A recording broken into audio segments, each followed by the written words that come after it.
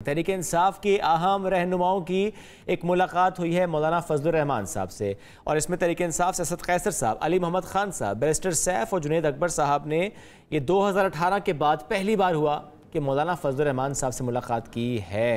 इस मुलाकात का क्या नतीजा निकलेगा, इस पर बात करना बहुत अहम है। उसके साथ साथ जब हम मफाहमत की बात करते हैं तो जो मफाहमत की कोशिश करने वालों का हम जिक्र करते हैं, जिस तरह जरदारी साहब से मुतालिक चूँकि जुमला बहुत कहा जाता है, फिर मोहम्मद अली दुरानी साहब से मुतालिक बात हुई कि उनकी मुलाकातें भी कुछ हुई हैं और वो चाहते हैं कि सियासी जमातों में ग्रैंड डायलॉग हो और मफाहमत के जो रास्ते हैं वो खुलें।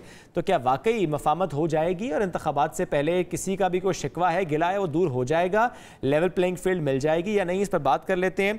इस्तेहकाम पाकिस्तान पार्टी के सीनियर रहनुमा खुर्रम रोखड़ी साहब ने मैं जाएंगे। खुर्रम साहब, बहुत शुक्रिया, आपने वक्त दिया। आपको लगता है खुर्रम साहब के इलेक्शन से पहले वाकई कुछ माहौल बेहतर हो जाएगा तमाम सियासी जमातों के लिए? जो जमातें इस वक्त कहती हैं कि हमारे लिए लेवल प्लेइंग फील्ड नहीं है, उनके लिए भी चीजें बेहतर हो जाएंगी?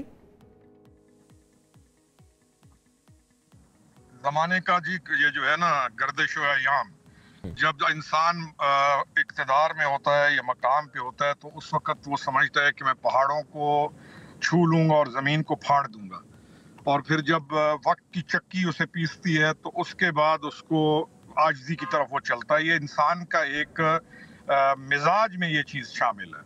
असल बात यह है कि उस शिद्दत पर नफरत की उस हिद्दत के साथ जाना ही नहीं चाहिए कि जिसकी बुनियाद पर दिल एक दूसरे से इतने दूर हो जाएं, या अपना मुआशरे के अंदर इंसानों को आदमी इतना शदीद तकसीम कर दे कि उनका आपस में रहम का जज्बा खत्म हो जाए।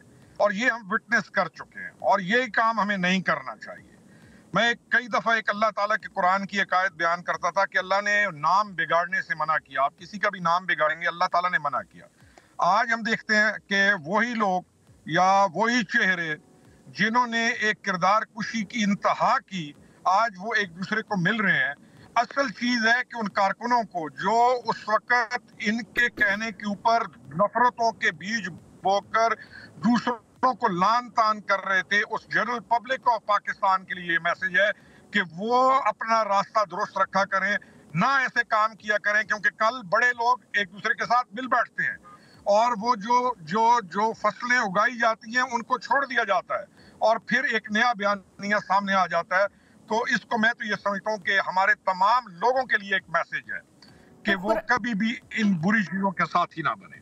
खुर्रम साहब, इन मुलाकातों का मकसद आपको अब क्या नजर आ रहा है? पीटीआई वफ्द की मुलाकात जिस तरह से मौलाना फजलुर रहमान साहब से हुई है, तो क्या इसके पीछे क्या प्लान या क्या मकसद आपको नजर आता है? जब रास्ते खत्म हो जाएं और मकाम खो जाए तो फिर कमर टूट जाती है, फिर आदमी मुलाकातें भी करता है, दाएं बाएं भी जाता है, नरमी भी आ जाती है, तो वो हालात वाकयात रहे नहीं तो मुलाकातें ही होंगी। अब ये मुलाकातें हम कहते थे आज से 1.25 साल पहले कि ये रवश इख्तियार करो, आजिज़ी के साथ, नरमी के साथ, प्रोग्रेसिव होकर चलो, ताकि ना मुल्क का नुकसान हो, ना पार्टी का ना नुकसान हो, ना ये मामला आए। तो आज वो चीजें होंगी, वक्त की चक्की है, पीस देती है बस। और थोड़ा सा खुर्रम साहब, अब आपके अपने हलके की बात करते हैं। आपके अपने हलके में इस वक्त क्या सोच पाई जाती है, स्पेशली इस्तेहकाम पाकिस्तान पार्टी को लेकर? कितने लोग जानते हैं, कितने लोग उसके बारे में एक अच्छी राय रखते हैं? क्या आप कर पाए हैं उस पार्टी के लिए अपने हलके में? भाई, हमारा जो हल्का है ना, हमारे जो इलाके हैं ये आज़ाद टाइप इलाके हैं, यहाँ शख्सियत को ज्यादा शख्सियत का वोट होता है। यहाँ अच्छा। पार्टी का उस तरह अमल दखल नहीं होता। अब जो शख्सियत जिस पार्टी की तरफ चली जाए वही पार्टी मकबूल हो जाती है। तो यहाँ पर हमारे पास सिनेरियो डिफरेंट है। हमने यहाँ पे अपने किरदार के साथ या जो कुछ हमने किया हुआ है या जो कुछ हमें लोग जानते हैं वो तोलते हैं, उसके लिहाज से मामलात पे परखते हैं।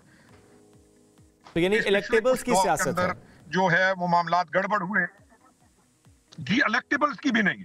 अच्छा। हमारा एक हल्का तो मुकम्मल आजाद हल्का है जो है, दूसरे हल्के के अंदर फिर भी कुछ इलेक्टेबल्स हैं एक कोने में, यहाँ पर आजाद वोट है। आजाद अच्छा। वोट ऐसे है कि हमारे हल्के के बारे में मशहूर है कि एक बंदा दूसरी दफा कभी भी नहीं आता।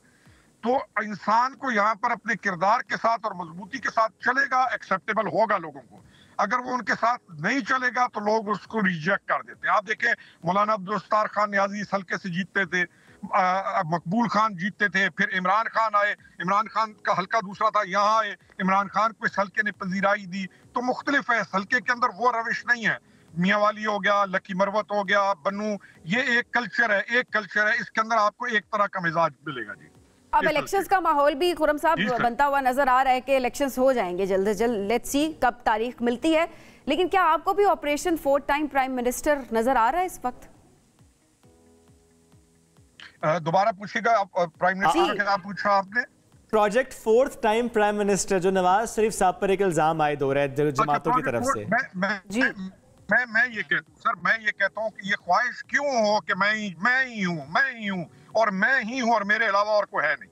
हमारा बयानिया पहले भी यही था जब हमने सियासत स्टार्ट की कि देखिए ये पार्टीज बन गई है खानदानों की पार्टीज, और ये चल गई है विरासत, और ये वो गद्दियां बन गई हैं जिनमें सजादा नशीन या उनका बेटा ही हो सकता है, और जहां पर किसी और की कोई गुंजाइश नहीं, चाहे वो जितना मर्जी लायक हो, अहल हो, काबिल हो। इन पार्टीज के अंदर विरासत है। क्यों ये सोचा जाए कि मैं ही हूं? हम तो इस पॉलिटिक्स के खिलाफ थे, हमारी पॉलिटिक्स शुरू ही इस चीज के खिलाफ हुई थी।